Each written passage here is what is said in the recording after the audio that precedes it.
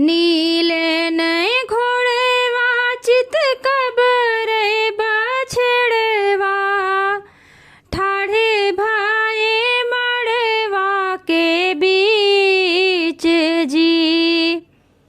नीले नए घोड़ेवा चित कबरे बछड़वा ठाढ़े भाए मड़वा के बीच जी। इह घोड़ा मोरे बाबा समधि का देत्या बाढ़त नौआ तोहार जी। इह घोड़ा मोरे बाबा समधि का देत्या बाढ़त नौआ तोहार जी।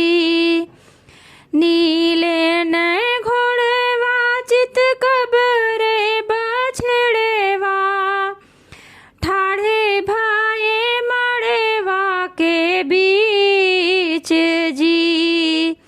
इह घोड़ा मोरे बाबा समधि का देत्या बाढ़त नौआ तोहार जी। इह घोड़ा मोरे बाबा समधि का देत्या बाढ़त नौआ तोहार जी। हम ताऊ जानी बेटी बोलायू ना जानियू बोलियू कार जवानी कार जी।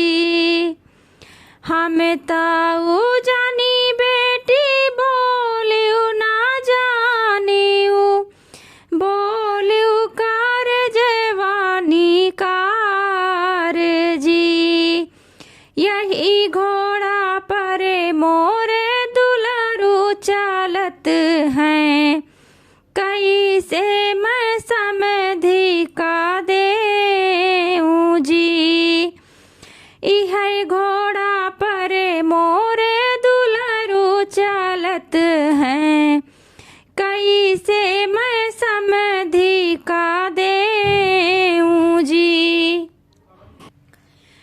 इतनी बचन सुनी दुल्हे कावन रामा घोड़े पीठी भैया सवार जी। इतनी बचन सुनी दुल्हे कावन रामा घोड़े पीठी भैया सवार जी। ब्याहने रनिया चौकवा पे छोड़बे चला जाबे बजना बजाई जी।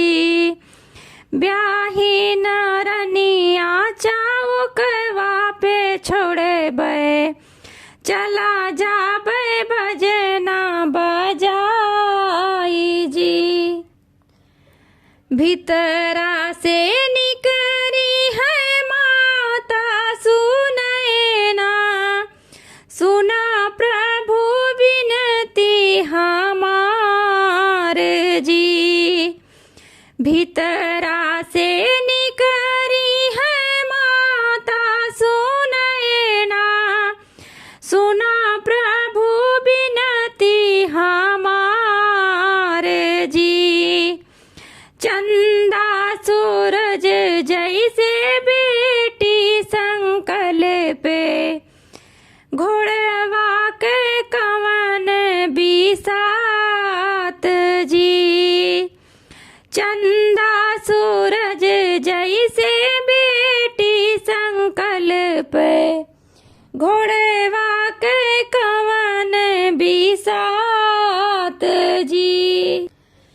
बहरे से आए हैं सरवा कावन रामा हाथ गुलेले मुख पान जी। बहरे से आए हैं सरवा कावन रामा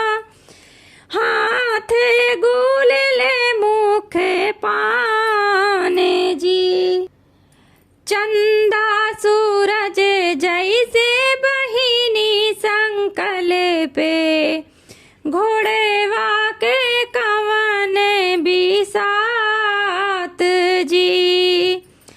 चंदा सूरज जैसे बहिनी संकल पे घोड़ेवा के कवन बिसात जी। रेशम की डोरिया ले आवो बहनोइया लई जाऊ घोड़वा बन्हाई जी। रेशम की डोरिया लई आवो बहनोइया लई जाऊ घोड़वा बन्हाई जी।